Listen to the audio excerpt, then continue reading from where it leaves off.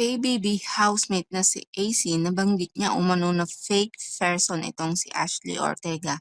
Sa lahat daw ng housemate doon, si Ashley lang daw ang hindi niya pinaka-close.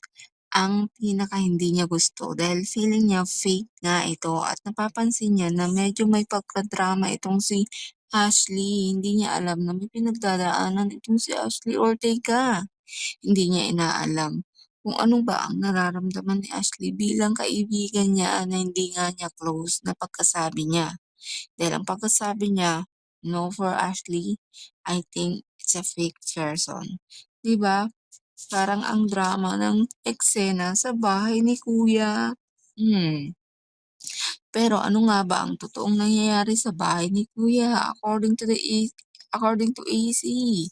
Dahil nga itong paulit-ulit nating sinasabi ay medyo hindi nga niya bet si Ashley Ortega bilang kaibigan niya. Dahil nga kumakailan nga at kagabi ay may at itong si ito ngang si AC, ang napili niyang kadiyo ay si Ashley Ortega na napakabait nga naman kung kikilalanin mo itong si Ashley.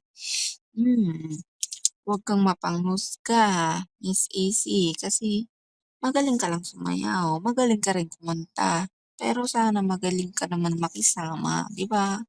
Intindihin mo naman si Ashley. Hindi ko naman kinakampihan si Ashley bilang chismosa. So, ayan na nga.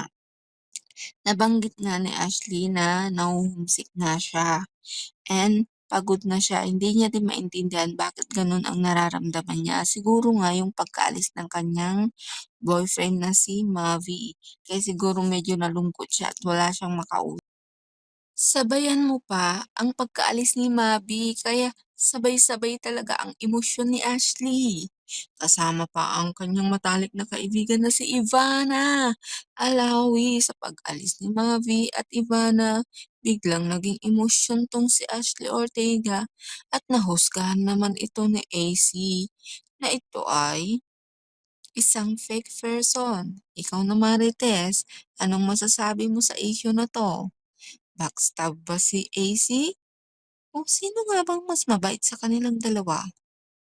Hmm, Ikaw na humusga, marites ka.